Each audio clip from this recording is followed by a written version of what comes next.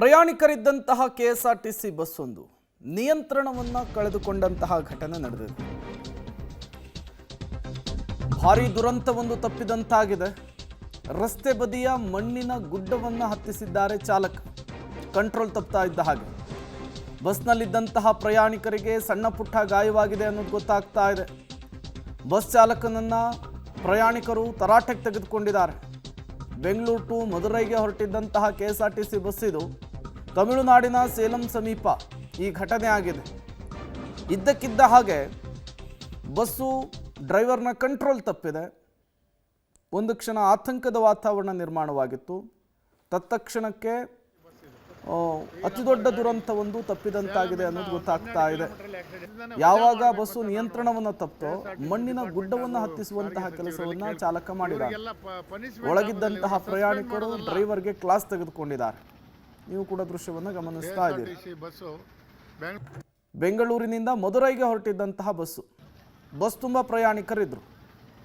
ಈ ಸಂದರ್ಭದಲ್ಲಿ ಘಟನೆ ಆಗಿದೆ. ಡೀಟೇಲ್ಸ್ ಅನ್ನು ಕೊಡೋದಕ್ಕೆ ಪ್ರಕಾಶ್ ದೂರವಾಣಿ ಸಂಪರ್ಕದಲ್ಲಿ ಜಾಯಿನ್ ಆಗಿದ್ದಾರೆ. ಪ್ರಕಾಶ್, ಏನಾಯ್ತು, ಜೊತೆಗೆ ಈಗ ಗಾಯಾಳುಗಳ ಪರಿಸ್ಥಿತಿ ಹೇಗಿದೆ, ಏನ್ ಡೀಟೇಲ್ ಸಿಗ್ತಾ ಇದೆ ಅಂತ ಹೇಳಿ. ಬೆಂಗಳೂರಿಂದ ಹೊರಟಿದ್ದಂತಹ ಈ ಬಸ್ ಸುಮಾರು 3:30 ಸುಮಾರಿಗೆ ಸೇಲಂಗೆ ತಲುಪಿದೆ. ಸೊ ಅಲ್ಲಿಂದ ಒಂದು 12 ಕಿಲೋಮೀಟರ್ ಮುಂದಕ್ಕೆ ಹೋಗ್ತಾ ಇದ್ದ ಹಾಗೆ ಬಸ್ ನ ನಿಯಂತ್ರಣ ತಪ್ಪಿದೆ. ಅಂದ್ರೆ ವೇಗವಾಗಿ ಹೋಗ್ತಾ ಇದ್ದಂತಹ ಬಸ್ ಸಡನ್ ಆಗಿ ಅಲ್ಲಿ ಏನು ಡೈವರ್ಷನ್ ಅನ್ನ ತೆಗೆದುಕೊಳ್ಬೇಕು. ಸೊ ಅದನ್ನ ಗಮನಿಸಿದೆ. ಸೊ ಅಲ್ಲಿದ್ದಂತ ಒಂದು ಮಣ್ಣಿನ ಗುಡ್ಡೆ ಮೇಲೆ ಅಲ್ಲಿ ಬಸ್ ಚಾಲಕ ಬಸ್ ಅನ್ನ ಏರಿಸಿದಾನೆ.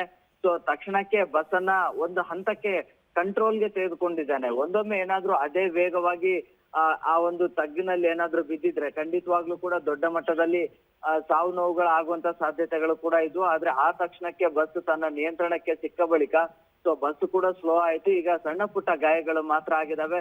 ಸೊ ಅಂತವ್ರನ್ನ ಈಗ ಅಲ್ಲೇ ಒಂದು ಪರ್ಯಾಯವಾಗಿ ಬದ್ಲಿ ಬಸ್ ನ ಮೂಲಕವಾಗಿ ಏನೋ ನಗರಕ್ಕೆ ಕಳಿಸ್ಕೊಡುವಂತ ವ್ಯವಸ್ಥೆಗಳು ಕೂಡ ಆಗಿದಾವೆ. ಸುಮಾರು 30 ಜನ ಪ್ರಯಾಣಿಕರು ಆ ಬಸ್ ನಲ್ಲಿದ್ರು.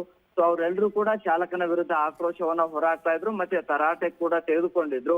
ಅಂದ್ರೆ ನಿದ್ದೆ ಮಂಪರ್ನಲ್ಲಿ ಡ್ರೈವಿಂಗ್ ಅನ್ನ ಮಾಡ್ತಾ ಇದ್ರು. ಸೊ ಆ ಕಾರಣಕ್ಕಾಗಿನೇ ಈ ಒಂದು ಅವಾಂತರ ಆಗಿದೆ ಅನ್ನುವಂಥದ್ದು. ಅದಕ್ಕಿಂತ ಹಿಂದಿನ ಸ್ಟಾಪ್ ನಲ್ಲಿ ಕೂಡ 1 ಗಂಟೆಗಳ ಕಾಲ ಒಂದು ಹೋಟೆಲ್ ಅಲ್ಲಿ ರೆಸ್ಟ್ ಅನ್ನ ತೆಗೆದುಕೊಂಡಿದ್ದ. ಅದಾದ ಬಳಿಕ ಮತ್ತೆ ಬಸ್ ಅನ್ನ ಡ್ರೈವ್ ಮಾಡ್ಲಿಕ್ಕೆ ಮುಂದೆ ಬಂದಿದ್ದ. ಸೊ ಹೀಗಾಗಿ ನಿದ್ದೆ ಮಂಪರ್ನಲ್ಲೇ ಇದ್ದ. ಸೊ ಈ ಒಂದು ಸಣ್ಣ ನಿರ್ಲಕ್ಷ್ಯದಿಂದ ಈಗ ಪ್ರಯಾಣಿಕರ ಜೀವಕ್ಕೂ ಕೂಡ ಕುತ್ತು ಬರ್ತಾ ಇತ್ತು ಅನ್ನುವಂತಹ ತರಾಟೆಯನ್ನ ಈಗ ಪ್ರಯಾಣಿಕರು ಕೂಡ ತೆಗೆದುಕೊಂಡಿದ್ರು. ಥ್ಯಾಂಕ್ ಯು ಪ್ರಕಾಶ್, ತಮ್ಮೆಲ್ಲ ಮಾಹಿತಿಗಾಗಿ.